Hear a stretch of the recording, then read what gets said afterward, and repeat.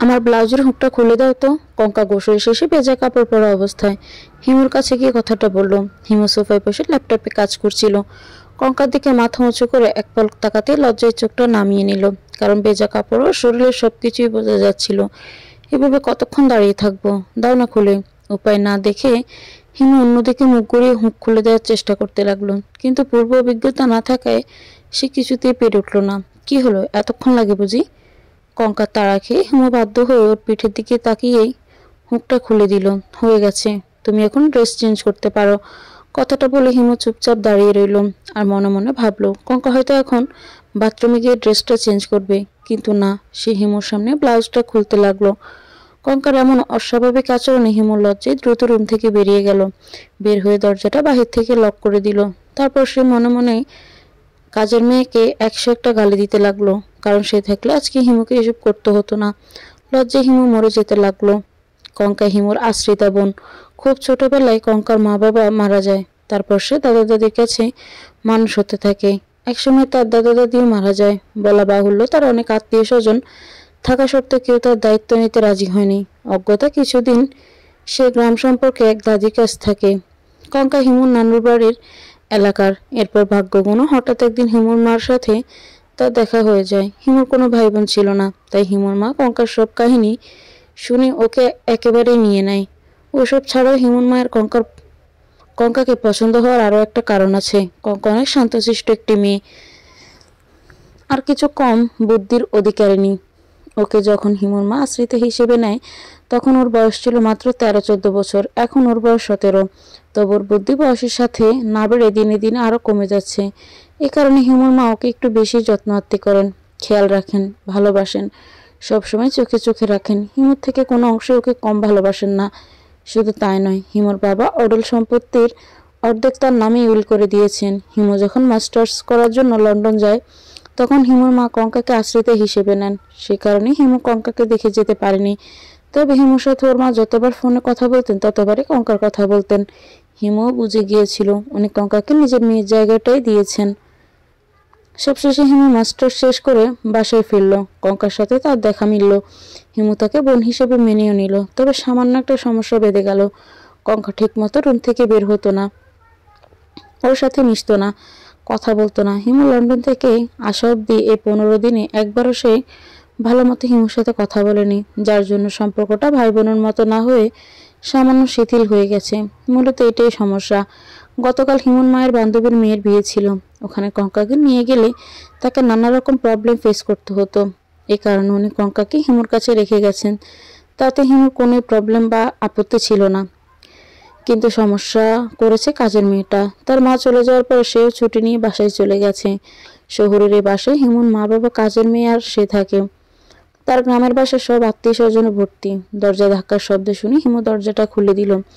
কঙ্কা ওর দিকে কিছুটা রাগান্বিত চোখে চেয়ে আছে, হয়তো কিছু বলতে যাচ্ছে মনে মনে, কিন্তু পারছে না, কারণ ওর বৈশিষ্ট্য চুপচাপ থাকা।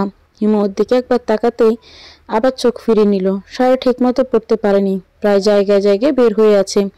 হিমুর মায়ের শাড়ি খুব পছন্দ, তাই কঙ্কাকে সবসময় শাড়ি পরিয়েই রাখে।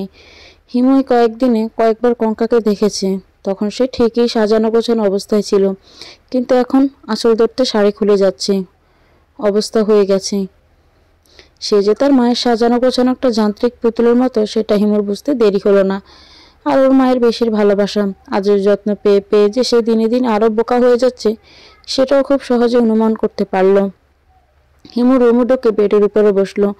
হুদাই ফোন টিপতে লাগলো, কারণ সে কি করবে নিজেও বুঝতে পারছে না। একটু পর কঙ্কা কান্না ধরানো কণ্ঠে বলল, মা কখন আসবে? আমায় মার কাছে নিয়ে যেতে পারবে? হিমু সেটা হাসি ভাব করে বলল, আজকে আসবে। কখন আসবে? হিমু তো জানে না কখন আসবে, আর আজকে যে ওর মা আসবে এটাও সে জেনেই বলেছে ওকে সান্ত্বনা দেওয়ার জন্য। সে এবারও মিথ্যে সাজিয়ে বলল, রাতে আসবে কঙ্কা। আর কিছু জিজ্ঞেস না করে সোজা রুমে চলে গেল। হিমু হাফ ছেড়ে বাঁচল। একটু পর সে শিলাকে কল করলো। শিলা হিমুর গার্লফ্রেন্ড। হ্যালো শিলা, এই তুমি গতকাল থেকে কি করছিলে বলো তো? আমার একবারও নক করোনি কেন? আর আমি যে তুমি এতবার করে কল মেসেজ করলাম, তার কি কোনো উত্তর দিতে হয় না? সরি, আমি খুব বিজি ছিলাম। কিসের বিজি ছিলে শুনি? হিমু আবার কি উত্তর দিবে বুঝতে পারলো না। কারণ সে যদি কঙ্কারের ঘটনাগুলো বলে তাহলে নির্ঘাত ব্রেকআপ হয়ে যাবে। সে একটু ভেবে আমতা আমতা করে বলল, বাসার সবাই বিয়ে খেতে গেছে, কাজের মেয়েটাও নাই, একাই রান্না করে খেতে হচ্ছে, এত বড় বাড়ির সব কিছু আমায় সামলাতে হচ্ছে। তুমি বলো সময় কখন পাবো? মনে মনে হিমু নিজেকে গালি দিতে লাগলো, কারণ সে খুব জরুরি দরকার ছাড়া মিথ্যে কথা বলে না। যদি সে ওর মাকে জোর করতো কঙ্কাকে সাথে করে নিয়ে যাওয়ার জন্য, তাহলে কি এই দিন দেখতে হতো? হিমুকে চুপ থাকতে দেখে শিলা বলল, মেসেজ দিয়ে একবার জানাতে তো পারতে।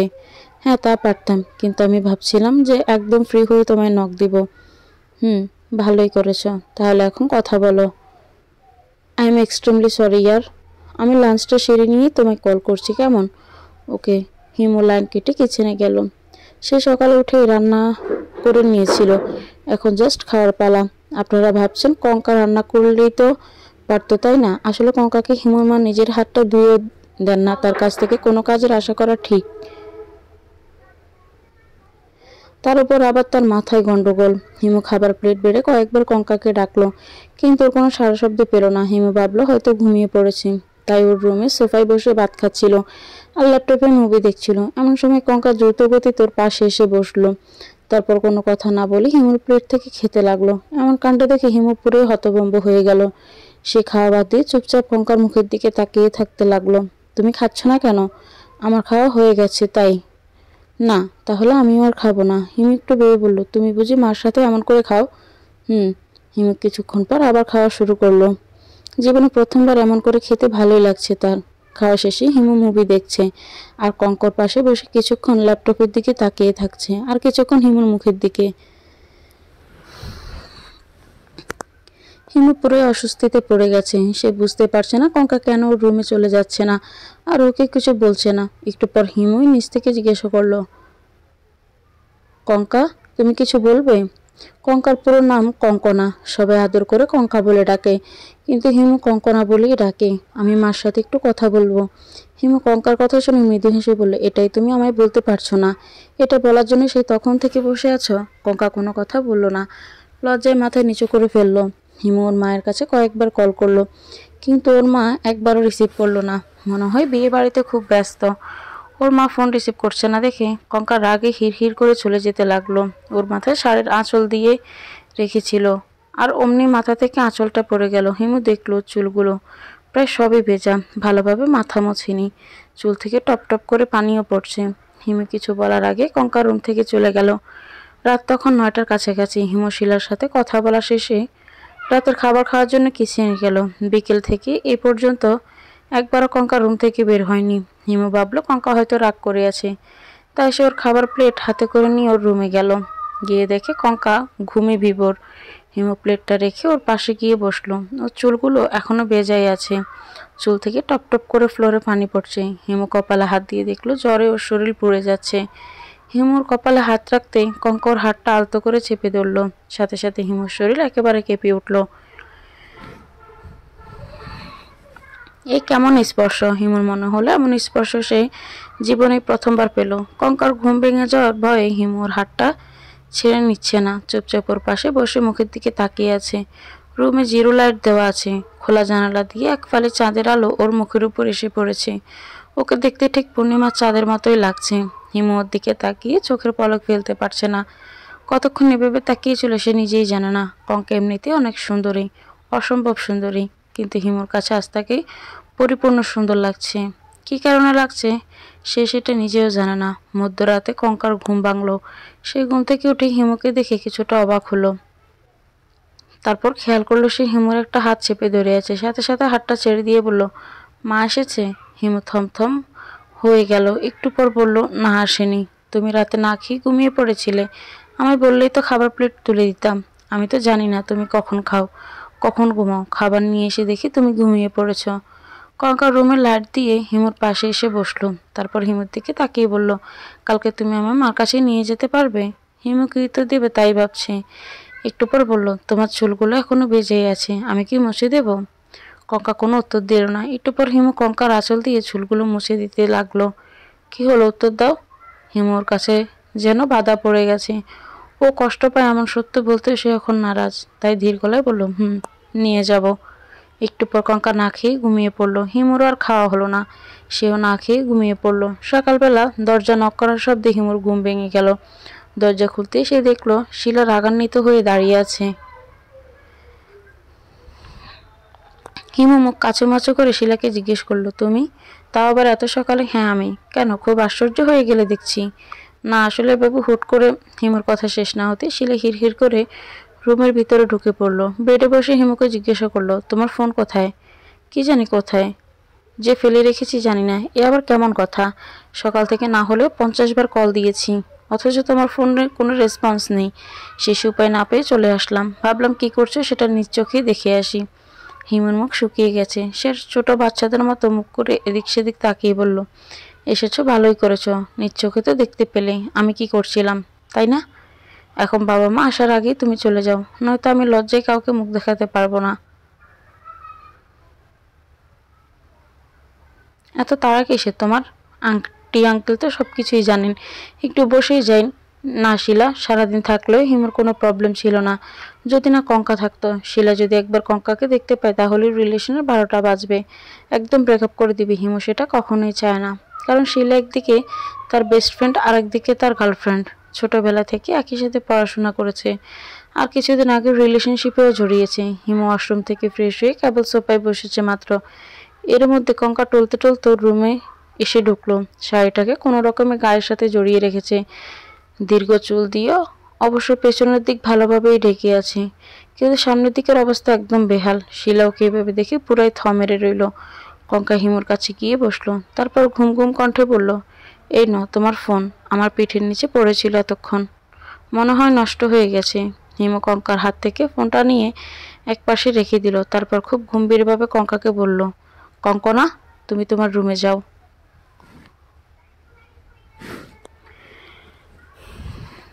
কঙ্কা একবার হিমুর মুখের দিকে তাকালো, আর একবার শিলার মুখের দিকে তাকালো, তারপর ধীরে ধীরে ওর রুমে চলে গেল। শিলা বিদ্যুৎ বেগে বেড থেকে উঠে গিয়ে হিমুর সামনে দাঁড়ালো। হিমু এখনো সোফাতেই মাথা নিচু করে বসে আছে। শিলার আগে চিৎকার করে বলতে লাগলো, কঙ্কা বাসায় আছে, সেটা তুমি আমায় বলনি কেন? হিমু কোনো উত্তর দিল না। শিলা আরো বেশি রাগান্বিত হয়ে বলল, বলনি কেন বলো? আর তোমার ফোন ওর পিঠের নিচে যায় কিভাবে, আমায় একটু ক্লিয়ার করে বলবে প্লিজ? হিমু এতক্ষণ নিজেকে কন্ট্রোল করে রেখেছিল, কিন্তু শিলার কথাবার্তায় সে আর ঠিক থাকতে পারল না। সে রাগে হিস হিস করে বলল, হ্যাঁ, আমি ওর রুমে ওর কাছে রাতে গিয়েছিলাম। তোমার কোনো সমস্যা? ও, তাহলে ভেতরে ভেতরে এত কিছু, আমায় বললে কি আমি না করতাম? কই, একটা দিন তো দেখলাম না নিচ থেকে আমার হাতটা ধরেছ বা কিছু আবদার করেছ, অথচ ভেতরে ভেতরে ছি। এই জন্যই বুঝি তুমি আমায় স্পর্শ করতে না? এত সুন্দর জিনিস হাতের কাছে থাকলে বাহিরের কুচ্ছিত জিনিস কি আর মনে ধরবে? এই থাম, অনেক বলেছিস। আর না, কঙ্কার সাথে আমার কোনো খারাপ সম্পর্ক নেই, আর যদি মা আসার পরও ও তোর এসব কথা বলে দেয় তাহলে আমার কি হবে একবার ভেবেছিস? আমার ভাবার দরকার নেই। হিমুর মাথায় চরচর করে রাগ উঠল। ও দ্বিগুণ রেগে গিয়ে বলল, তোর এসব ফালতু পেঁচাল শোনার আমার টাইম নেই, তোর কাছে জবাবদিহি করতে আমি রাজি না। এই মুহূর্তে এখান থেকে চলে যা। হিমুর কথা শুনে শিলার মাথায় যেন আকাশ ভেঙে পড়ল। ও কখনোই ভাবেনি হিমুর সাথে এমন বিহেভ করতে পারে।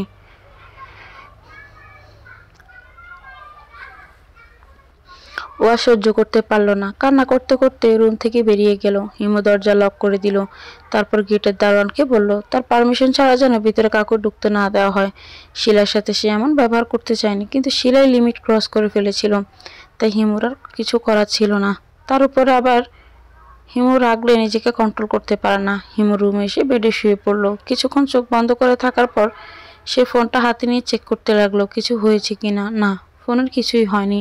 রাতে ভুল করে যদি এই ফোনটা কঙ্কার রুমে রেখে না আসতো তাহলে হয়তো আর আজকের এই দিনটা দেখতে হতো না।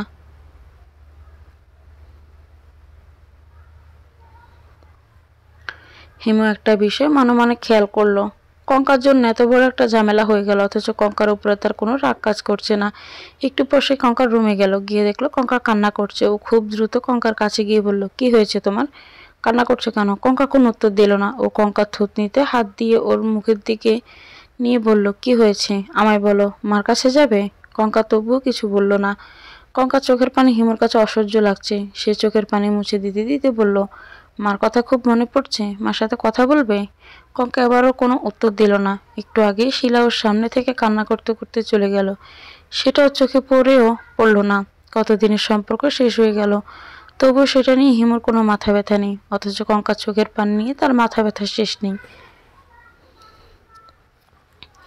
পোড়া কপাল। কঙ্কা ফ্লোরে বসে কান্না করছে আর হিমু চোখের পানি মুছে দিচ্ছে।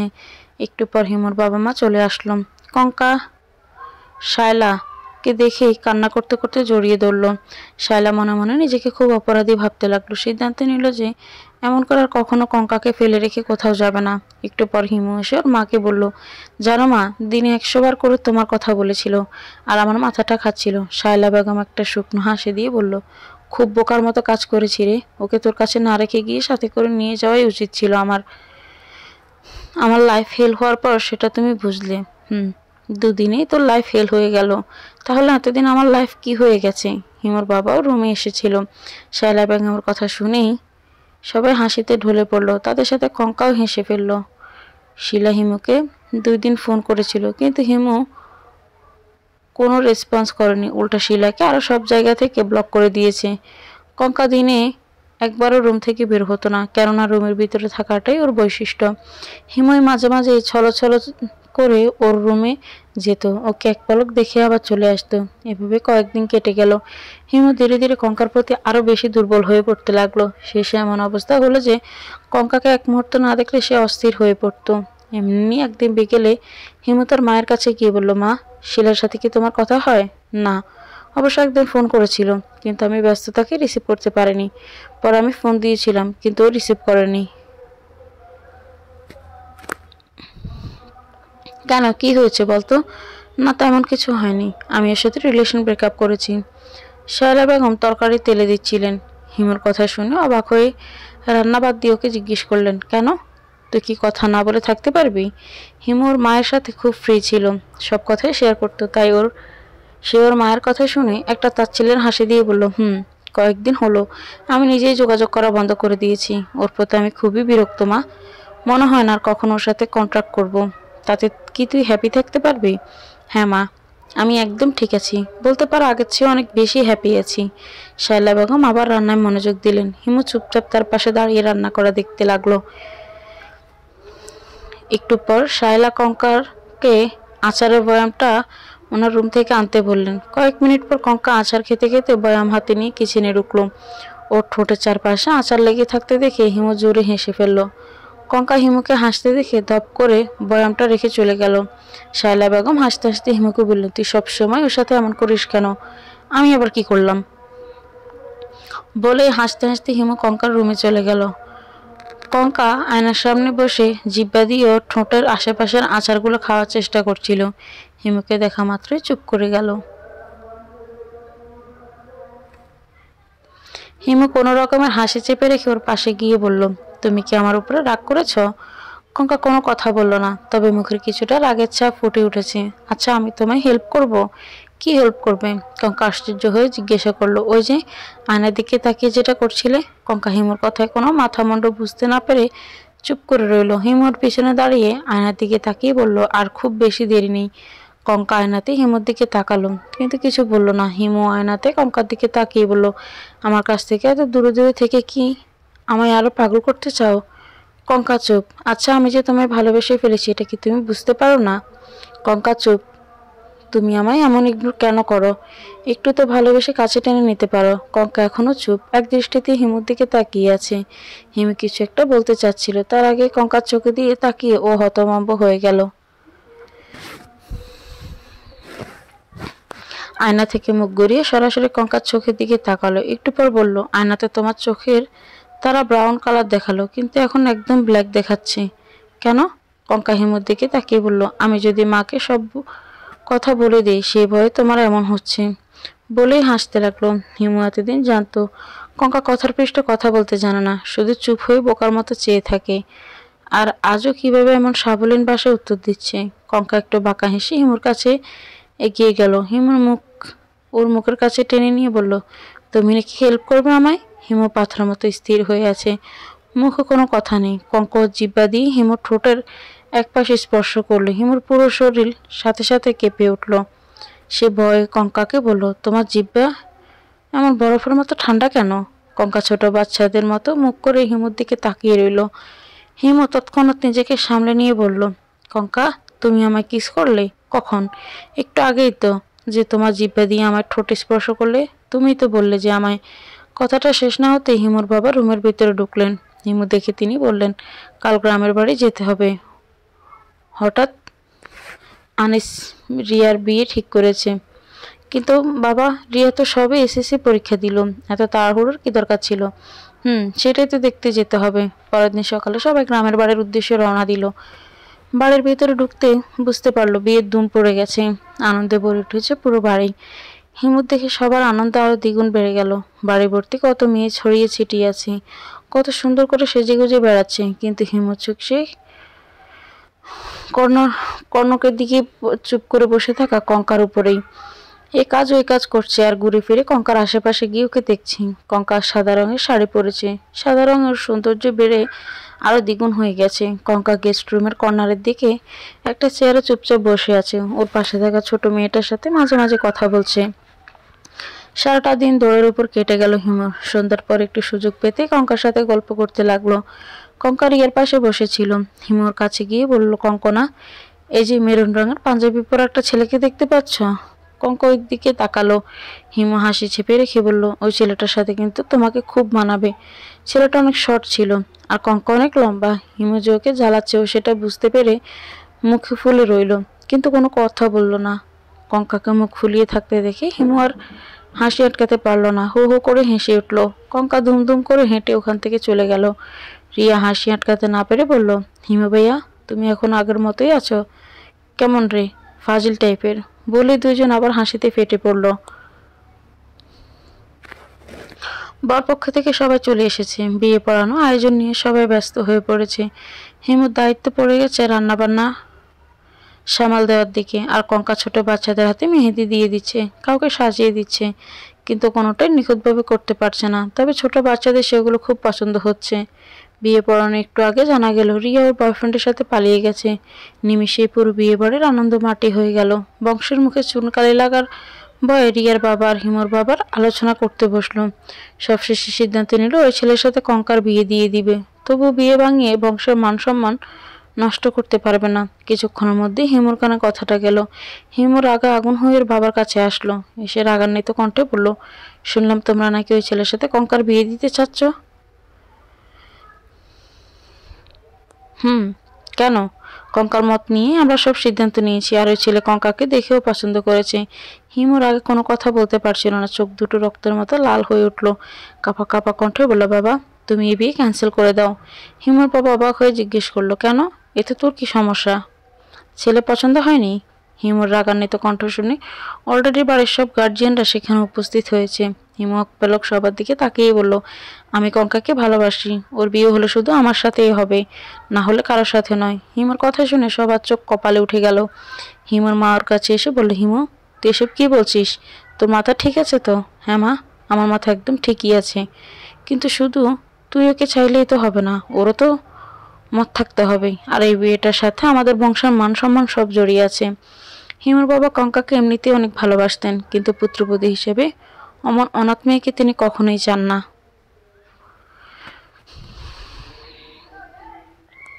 হিমুর মার অবশ্য কিছুটা মত ছিল। হিমু আর কোনো কথা না বলে কঙ্কার কাছে গেল। ওকে বিয়ের সাজে দেখে হিমুর মাথায় আরো রক্ত উঠে গেল। সে কঙ্কার পাশে বসে বলল, বিয়ের কথা বলতে অমনি রাজি হয়ে যেতে হলো? কঙ্কা চুপ ছিল, কিন্তু আফসোস, বিয়েটা তোমার এই ছেলের সাথে হচ্ছে না। কেন? কারণ আমি তোমায় বিয়ে করব। কঙ্কা চুপচাপ, আবার যেমন খুশি তেমন করে সাজো বলে হিমু চলে গেল। এদিকে হিমুর বাবা একেবারেই নারাজ। তিনি কোনো মতে কঙ্কার সাথে হিমুকে বিয়ে দিবেন না। হিমুও নাচরবান্ধা, সেও কোনো মতে ছাড়বে না। একটু পর কানাঘোষা করতে করতে কথা বরপক্ষের কানে গিয়ে পৌঁছালো। কিছুক্ষণ তর্ক বিতর্ক হওয়ার পরে বিয়েটা ভেঙে গেল। রাত 1:30টার দিকে হিমুর সাথে কঙ্কার বিয়ে পড়ানো হলো। কঙ্কার মা অনেক খুশি, ফ্যামিলির সবাই অনেক খুশি, শুধু হিমুর বাবা ছাড়া। অতঃপর হিমুর কাঙ্ক্ষিত সেই বাসর রাত, সেই রুমে ঢুকেই অবাক, কঙ্কা আয়নার সামনে সাজতে বসেছে। হিমুর পিছনে দাঁড়িয়েও দুই ঘাড়ে হাত রাখল।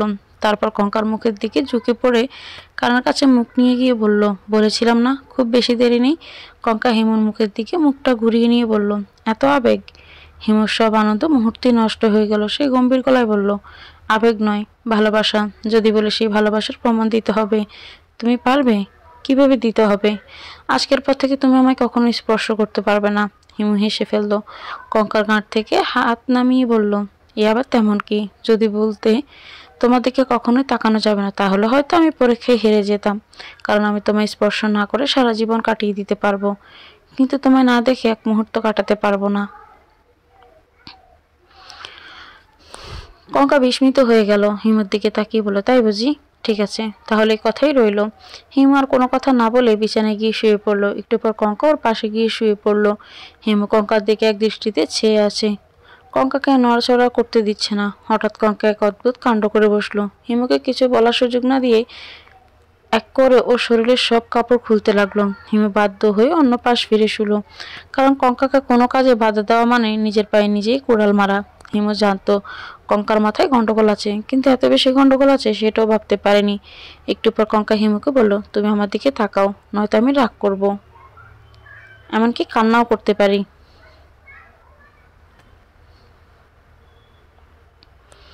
কঙ্কার কোনো সেন্টি নেই, কি করতে কি করে বসে। হিমু ভয়ে ভয়ে ওর দিকে তাকালো।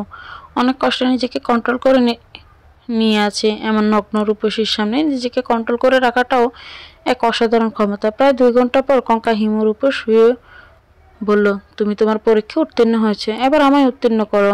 হিমু কঙ্কার কথা মাথা মুন্ডু কিছুই বুঝতে পারল না, শুধু এতটুকু বুঝলো কঙ্কা ওকে স্পর্শ করার অনুমতি দিয়েছে।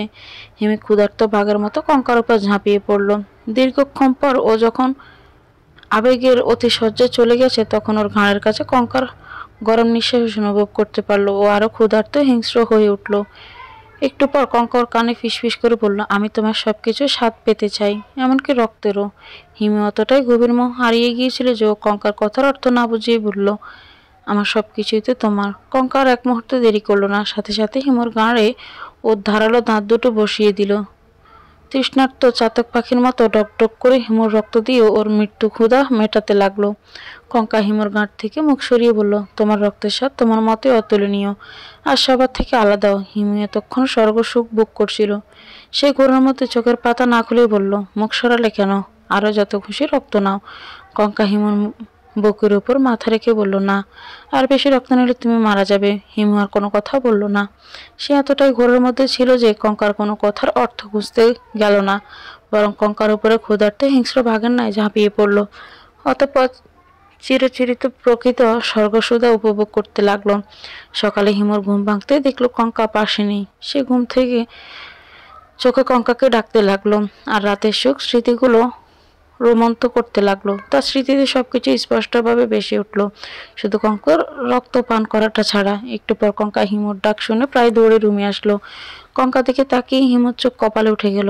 হিমু খেয়াল করলো এতদিন কঙ্কার গায়ের রং কেমন ফ্যাকাশে ধরনের লাগতো, আর সেই কঙ্কার রং তীব্র আকার ধারণ করেছে। ওর গায়ের রং আজ ঠিক স্বর্ণের মতো ঝলঝল করছে, মনে হচ্ছে একটু ছোঁয়া পেলে রক্ত বের হয়ে যাবে। হিমু অবাক হয়ে কঙ্কাকে জিজ্ঞেস করলো, আজ তুমি এত সুন্দর লাগছে কেন? কঙ্কা একটু বাঁকা হাসি দিয়ে বলল, সিক্রেট। কঙ্কা আজ হলুদ রঙের শাড়ি পরেছে। হিমুর চোখে ওকে আজ হলুদ পরের মতো লাগছে, সজীবের প্রাণবন্তে ভরা। কঙ্কা বেডের পাশে দাঁড়িয়েছিল। হিমুর হাত ধরে এক টান মেরে বিছানায় শোয়ালো। তারপর কঙ্কার গালে আঙুল ছুঁয়ে বলল, হঠাৎ আমার টিয়া পাখিটার মুখে কথা ফুটলো, রহস্যটা কি?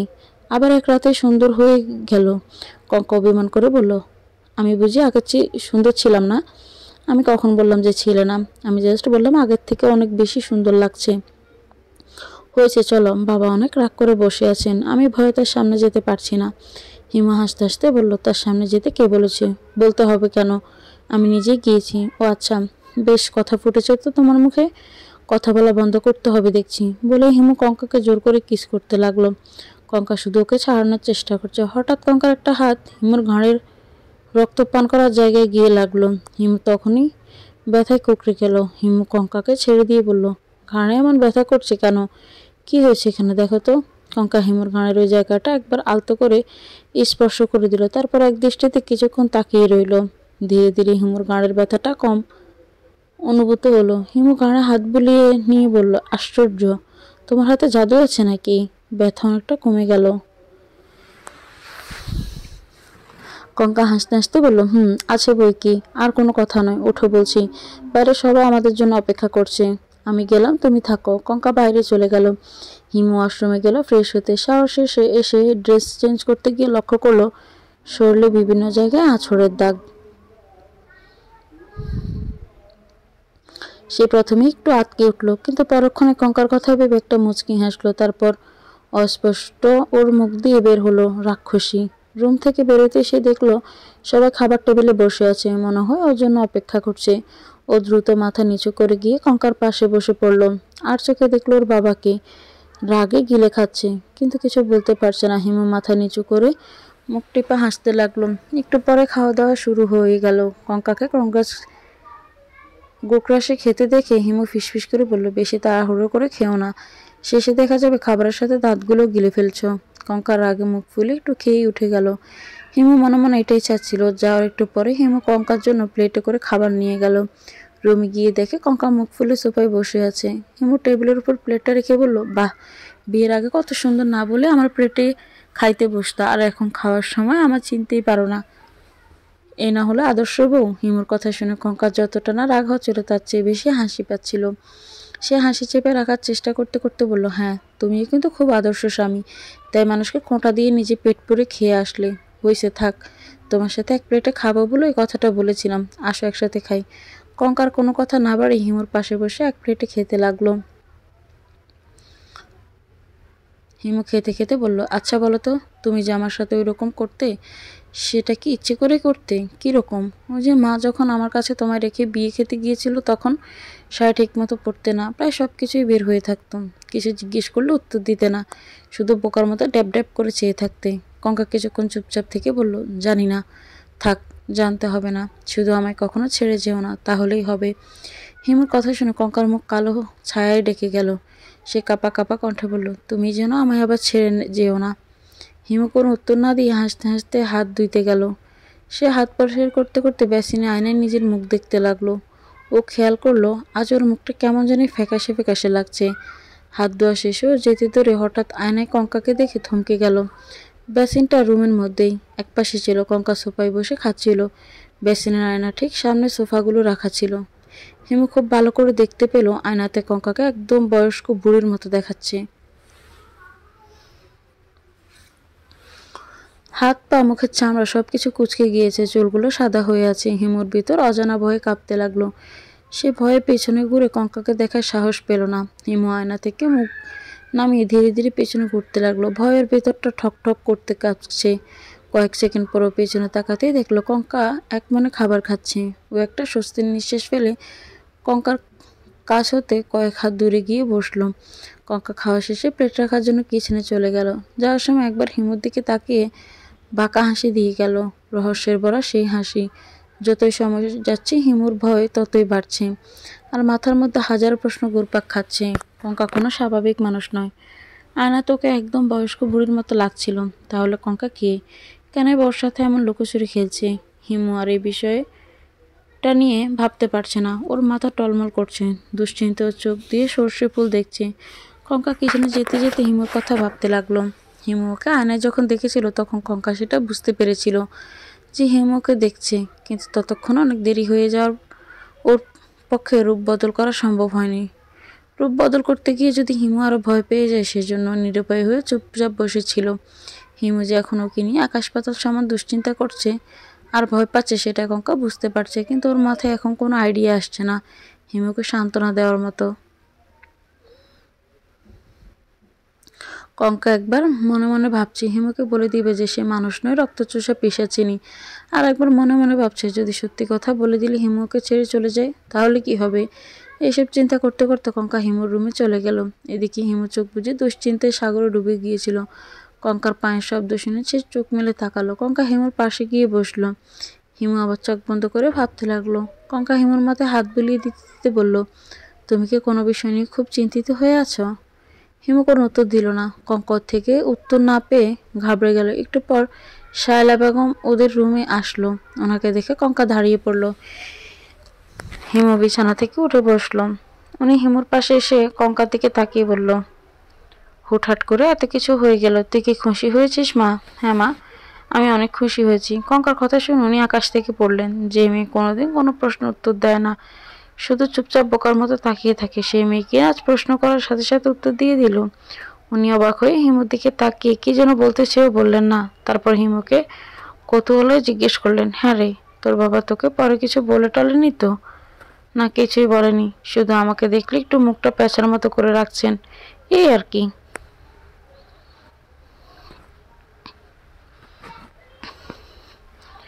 অন্য সময় হলে কথাটা বলে হিমু উচ্চস্বরে হাসতে লাগতো, কিন্তু এখন ওর মুখে হাসি নেই। শায়লা বেগম দুজনের দিকে তাকিয়ে বলল, আজ দুপুরে খেয়ে দিয়ে আমরা রওনা দিব।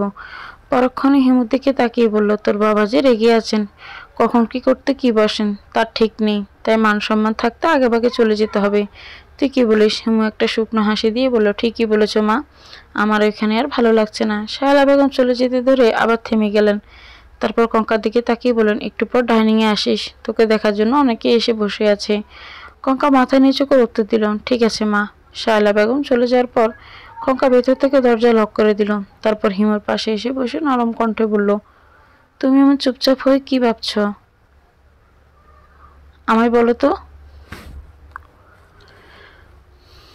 হিমু কোনো উত্তর দিল না। ও আগের মতো আবার চোখ বন্ধ করে বিছানায় চুপচাপ শুয়ে রইল। হিমুকে অমন চুপ থাকতে দেখে কঙ্কা কিছুটা রাগান্বিত হয়ে বলল, বলো না, কি ভাবছ?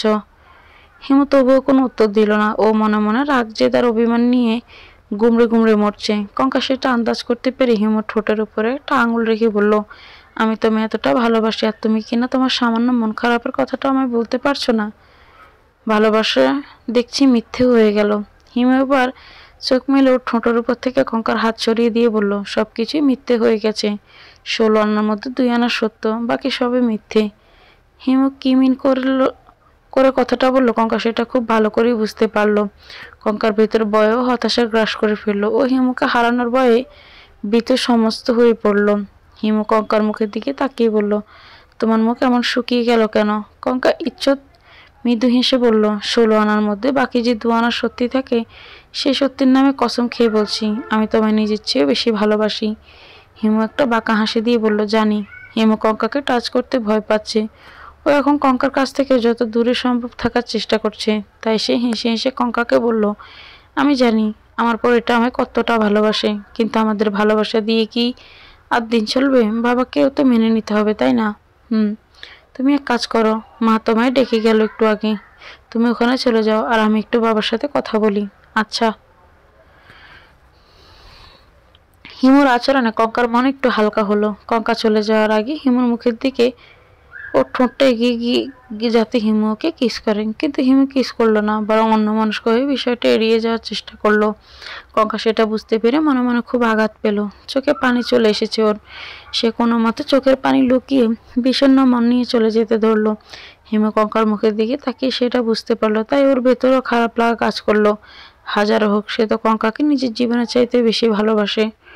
কঙ্কা কষ্ট পায় এমন কাজ সে কখনো করতে পারে না।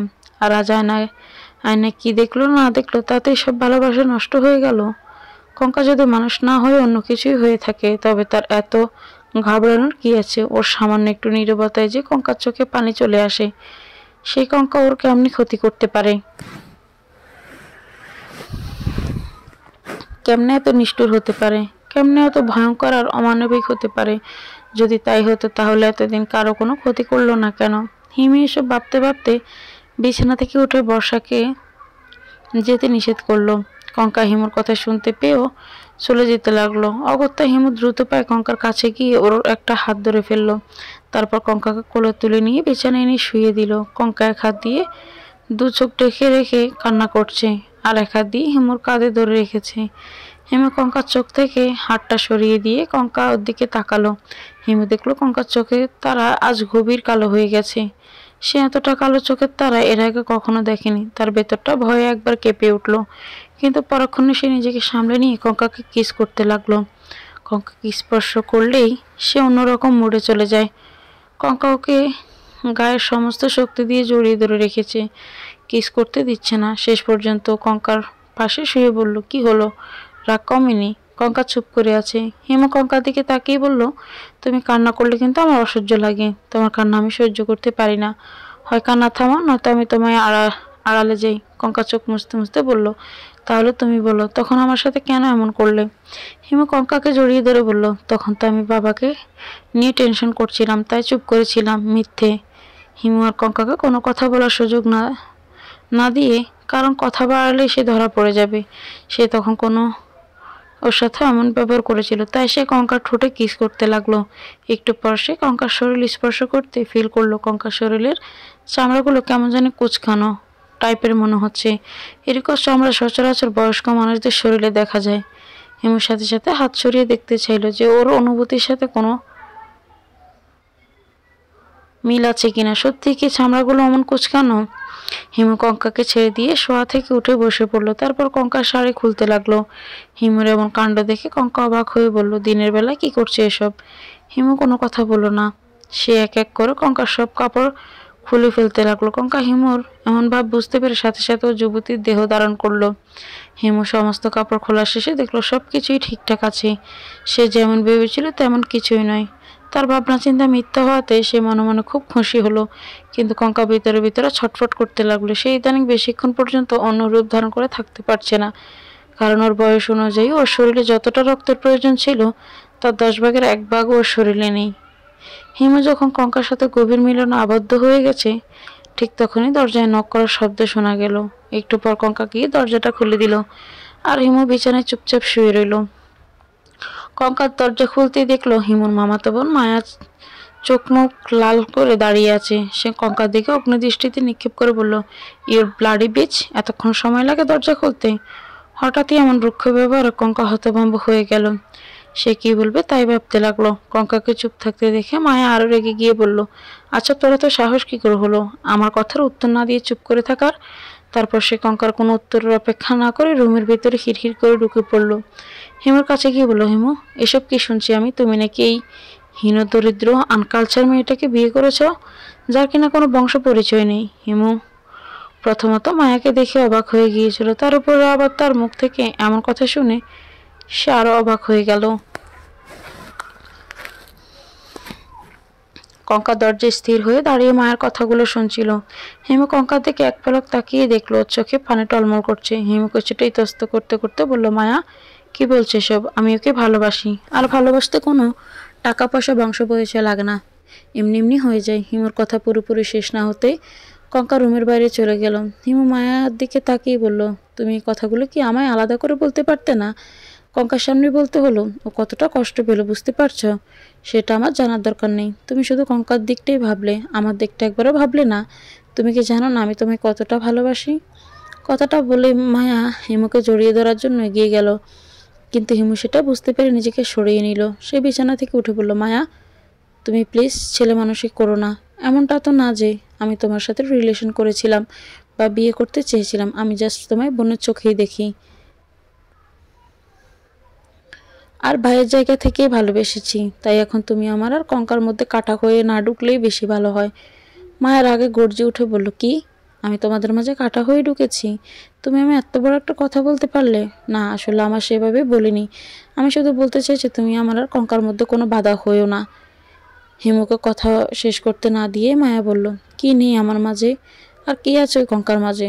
বলো, যে কারণে আমি তোমায় ভালোবাসা পেলাম না, কিন্তু কঙ্কা পেয়ে গেল। হিমুর মায়ের সাথে আর কথা বাড়াতে চাচ্ছে না, তাই সে মায়ের দিকে তাকিয়ে বলল, সেটা তুমি নিজেই খুঁজে বের করো। তুমি তো কালচারাল মেয়ে, তাই এই সামান্য উত্তরটুকু বের করা তোমার কাছে কঠিন কিছু নয়, রাইট?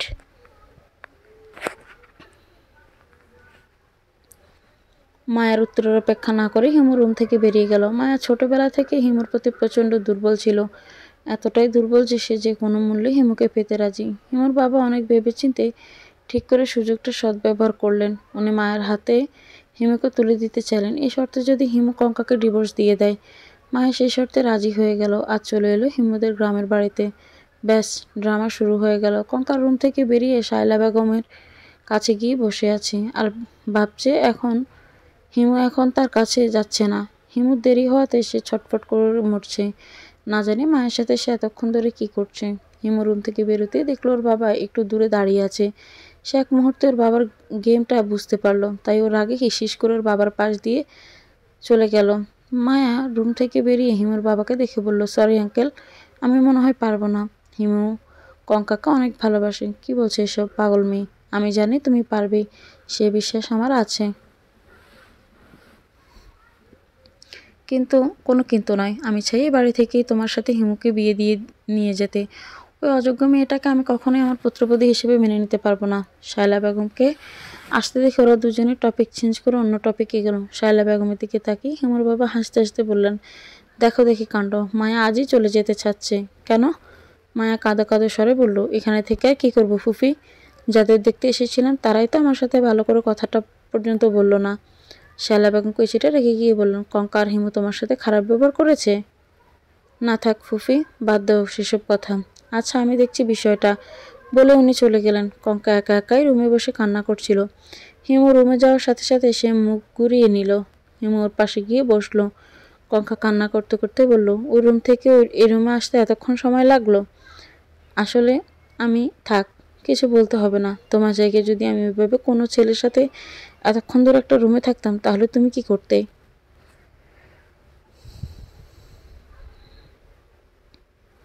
কঙ্কনা প্লিজ, আমার কথাটা আগে শোনো। আমি তোমার থেকে আলাদা করার কি শুনবো? তা আবার নিজের চোখ কানকে অবিশ্বাস করে? সত্য তো এটাই হিমু, আমি তোমার ভালোবাসা পাওয়ার যোগ্য নই। আমি সব দিক থেকে তোমার অযোগ্য। হিমু কিছু একটা বলতে যাচ্ছিল এমন সময় শায়লা বেগম রুমে এসে ঢুকলেন। কঙ্কার দিকে তাকিয়ে বললেন, কঙ্কা তুই কি মায়ের সাথে খারাপ ব্যবহার করেছিস?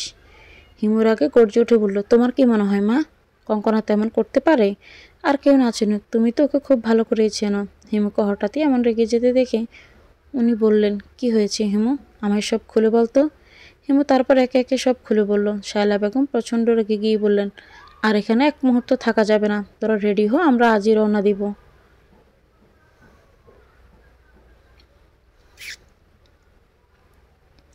এখানে অনেক বড় ঝামেলা তৈরি হতে যাচ্ছে। শায়লা বেগম কথা শুনে কঙ্কা স্বস্তি ফিরে পেল। সে চোখ মুছতে মুছতে বলল, মা আমার এখানে একদম দম বন্ধ হয়ে আসছে। কে যদি যেতে না চাও তবুও আমি একাই তোমার সাথে যাব। কঙ্কার কথা শেষ না হতে হিমুর বাবা রুমে ঢুকলেন। উনি বাহির থেকে সব কথাই শুনেছিলেন, তাই রুমে ঢুকে শায়লা বেগমকে বললেন, সামনে ঈদ, তাই আমি সিদ্ধান্ত নিয়েছি এটা করে এখান থেকে চলে যাব। কথাটা বলে উনি চলে গেলেন। সেটা শুনে হিমু, কঙ্কা, শায়লা বেগম সবাই রেগে আগুন হয়ে গেল। মায়া হিমু ছোট চাচার চাচির সাথে গল্প করছে। ওনারাও কঙ্কাকে পছন্দ করেন না, ওনাদের মায়াকে অনেক পছন্দ। এতে মায়ের শক্তি আরও বেড়ে গেল। বিকেলে কঙ্কা পুকুর পাড়ে বসে একধানে পানির দিকে তাকিয়ে আছে আর ভাবছে কি করা যায়। সে কি হিমুকে ছেড়ে চলে যাবে নাকি হিমুর কাছেই থাকবে? অথচ সে শুধু হিমুকে ভালোবাসা পাওয়ার জন্য এতদিন নিজেকে তিলে তিলে শেষ করে দিয়েছে। অনেক কষ্ট সহ্য করে হিমুর কাছাকাছি থেকেছে। হিমু বাজারে গিয়েছিল কেনাকাটা করার জন্য। রুমে এসে কঙ্কাকে দেখতে না পেয়ে সে খুঁজে বেড়াতে লাগলো। একটু পর সে খেয়াল করলো কঙ্কা পুকুর পাড়ে বসে আছে, তাই সে ওইদিকে যেতে লাগলো। হিমু কঙ্কার সামনে গিয়ে দাঁড়াতে কঙ্কা চমকে উঠল, তারপর মাথা নিচু করে আবার পানির দিকে তাকিয়ে রইল। হিমু ওর পাশে বসে বলল, এখানে একা একা কি করছো? রুমে চলো। তুমি রুমে যাও, আমার এখানে থাকতে ভালো লাগছে। আচ্ছা ঠিক আছে, তাহলে আমিও থাকি। কঙ্কা রেগে গিয়ে বলল, তোমার এখানে থাকতে হবে না, তোমার জন্য অন্য কেউ রুমে ঠিকই অপেক্ষা করছে, যাও তুমি। হিমু বুঝতে পারলো কঙ্কা মায়ের বিষয়টা নিয়ে অনেক রেগে আছে, তাই সে কোনো কথা না বলে চুপচাপ বসে থাকতে লাগলো। একটু পর হঠাৎ সে খেয়াল করলো পানিতে কঙ্কার যে ছবি বেশি উঠেছে সেটাতে কঙ্কাকে একদম বুড়ির মতো লাগছে, আর আগের থেকে বেশি বিদঘুটে দেখাচ্ছে। সে তোতলাতে তোতলাতে কঙ্কাকে বলল, পানিতে তোমায় অমন অদ্ভুত দেখাচ্ছে কেন? কঙ্কা বুঝতে পেরে সাথে সাথে আসল দেহ ধারণ করে বলল, কোথায়? আমি তো অদ্ভুত কিছুই দেখতে পারছি না।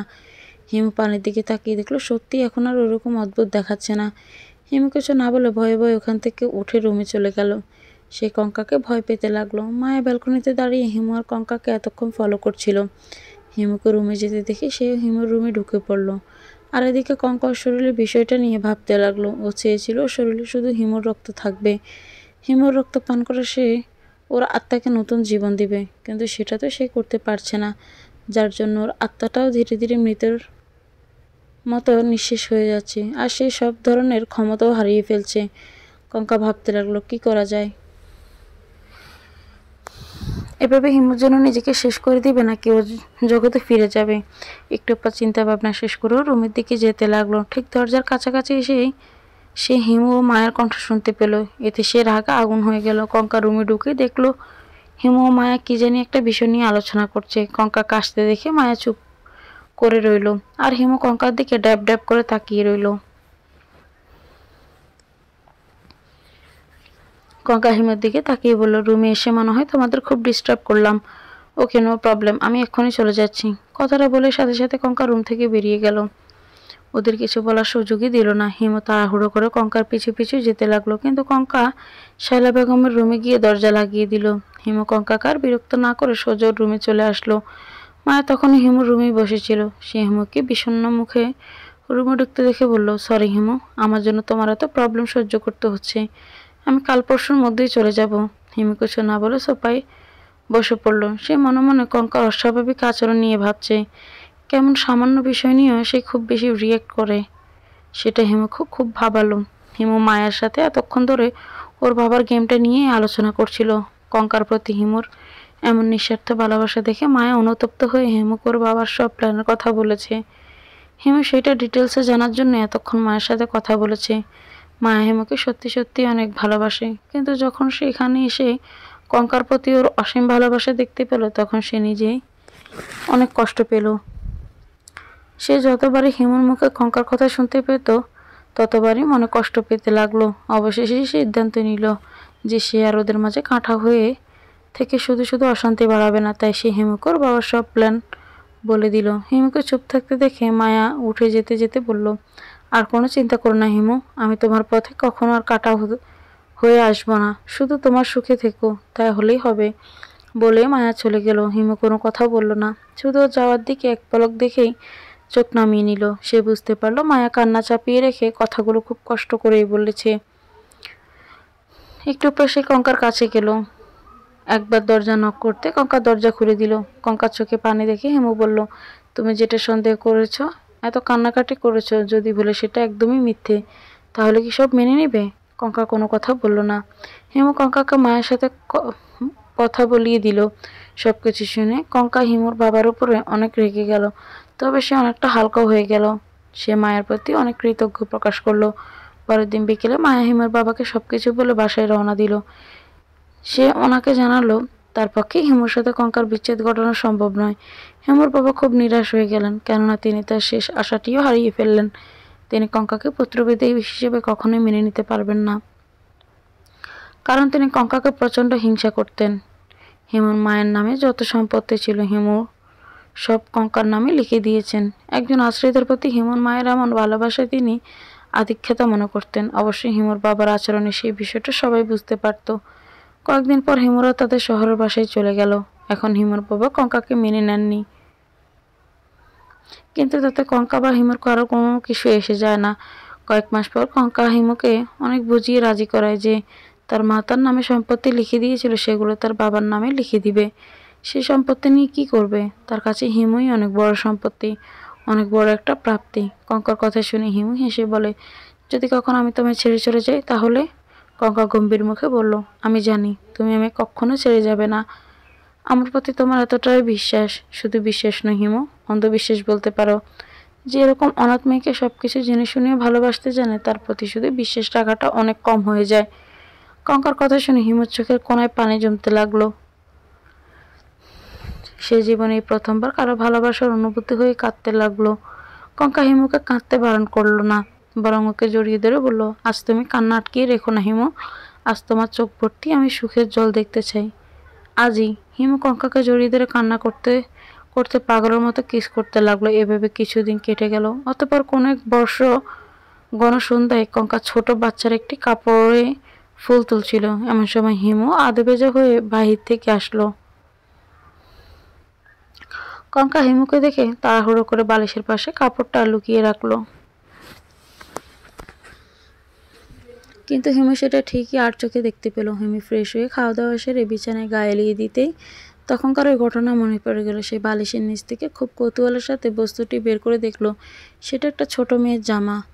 সে অবাক হয়ে দেখতে লাগলো। কঙ্কা কিচেনে প্লেট ধুয়ে রাখছিল।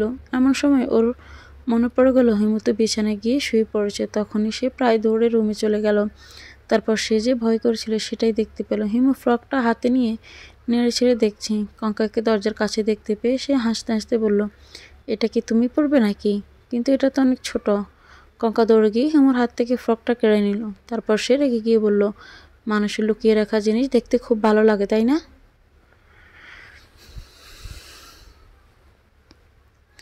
হিমু সেই কথার উত্তর না দিয়ে বলল, তুমি এটা দিয়ে কি করবে শুনি? আমার তো খুব হাসি পাচ্ছে। কঙ্কা হিমুর কানে কানে বলল, তুমি বাবা হতে চলেছ।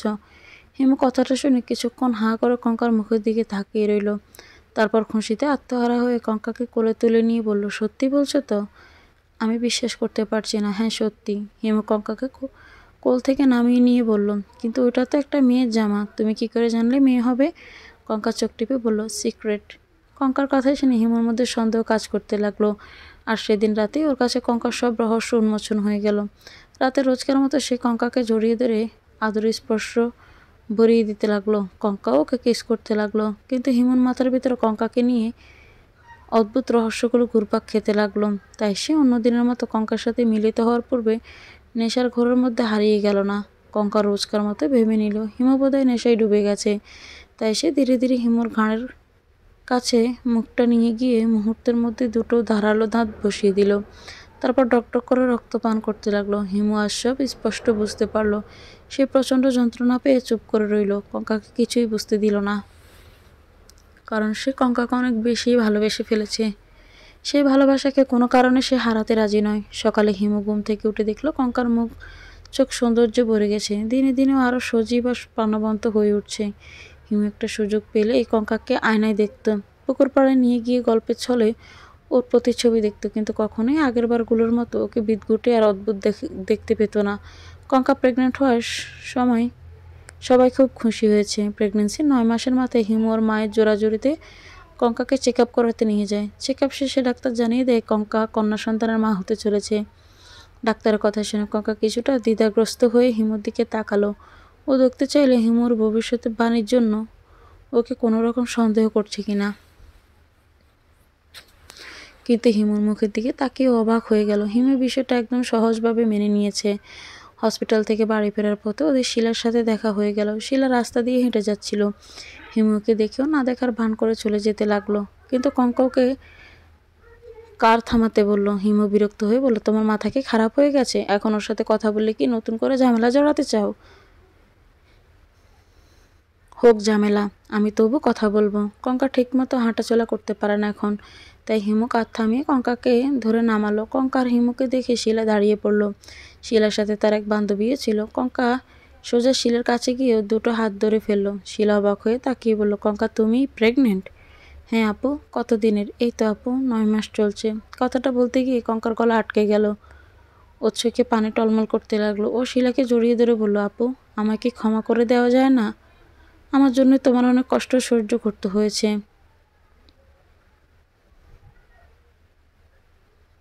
কঙ্কার কথাবার্তা আচরণে শিলার সব রাগ পড়ে গেছে। সে কঙ্কার চোখের পানি মুছে দিতে দিতে বলল, ধুর পাগলি, আমি ওসব কি মনে রেখেছি নাকি? তবুও কঙ্কা কান্না করতে লাগলো। রাস্তা দিয়ে লোকজন যেতে যেতে কঙ্কাকে দেখতে লাগলো। হিমু অস্বস্তি বোধ করে বলল, শিলা তুমি একদিন আন্টিকে নিয়ে আমাদের বাসায় এসো, এখানে রাস্তায় আর কথা না বাড়াই। বলেই হিমু কঙ্কাকে নিয়ে চলে গেল। শিলা শুধু তাকিয়ে রইল। সে মন থেকে কঙ্কাকে ক্ষমা করে দিল। কিছুদিন পরের ঘটনা। মাঝরাতে হঠাৎ কঙ্কার পেটে প্রচণ্ড ব্যথা ওঠে। সে ব্যথা সহ্য করতে না পেরে কান্না করতে লাগে। হিমুর সাথে সাথে ঘুম থেকে জেগে উঠে কঙ্কাকে কাঁদতে দেখে বলল, শরীর খারাপ লাগছে? হিমু, আমি তোমায় কিছু গোপন কথা আজই বলতে চাই। আমার কেন জানি মনে হচ্ছে আজ না বললে আর কখনো বলার সুযোগ পাবো না। হিমু বুঝতে পারলো কঙ্কা ওকে কী বলতে চায়। তাই সে বাধা দিয়ে বলল, ওর সব অলক্ষণীয় কথা মুখেও আনিও না, পরে অনেক সময় পাবে বলার। কিন্তু কঙ্কা হিমুর কথা শুনল না। সে হিমুকে জড়িয়ে ধরে বলতে লাগলো, আমি রক্ত সোচা বিষয় চিনি। আমার বাবা মার কালো জাদুর অপব্যবহারের ফলে আমি অর্ধমানবী অর্ধ পিশাচিনী হয়ে জন্মেছি। কিন্তু আমি কখনো কারো ক্ষতি করিনি, তোমার ছাড়া আর কারো রক্ত পান করিনি। আমি তোমাদের ভালোবাসায় নিজের রক্তর নেশাকে দমন করে রেখেছি এতদিন। হিমু কঙ্কার মুখে হাত দিয়ে চেপে ধরে বলল, চুপ, একদম চুপ, আর একটা কথাও নয়। আমি সব জানি, আমায় নতুন করে কিছু বলতে হবে না। কঙ্কা আশ্চর্য হয়ে গেল। সে কান্না থামিয়ে বলল, তবু তুমি আমায় ভালোবাসো? আমি তো ভেবেছিলাম সত্যিটা জানার পর তুমি আমায় ত্যাগ করবে। হিমু কঙ্কার কপালে একটা কিস করে বলল, তোমায় ত্যাগ করার আগে যেন আমার মৃত্যু হয় কঙ্কা। তুমি জানো না আমি তোমায় কতটা ভালোবাসি। কঙ্কা ব্যথায় কাতরাতে লাগলো। হিমু আর দেরি না করে ওর মাকে ডেকে আনলো। ওর মা কঙ্কার অবস্থা দেখে হসপিটালে নেওয়ার সিদ্ধান্ত নিল।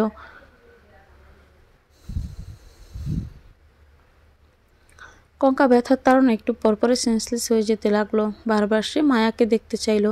তাই হিমু মায়াকে খবর দিল। সূর্য ওঠার কিছুক্ষণ পরে কঙ্কার সন্তান প্রসব করলো। ডাক্তার হিমু আর ওর মাকে গিয়ে বলল, আপনাদের মেয়ে সন্তান হয়েছে। বেবিটা পুরোপুরি সুস্থই আছে, কিন্তু মার অবস্থা অনেক বেশি জেনারেস। হিমু আর ওর মা দ্রুত কঙ্কার কাছে গেল। কঙ্কা প্রায় হাফ সেন্সলেস হয়ে শুয়ে আছে। হিমুর মা বেবিটাকে কোলে তুলে নিল। বেবিটা দেখতে একদম কঙ্কার মতোই হয়েছে।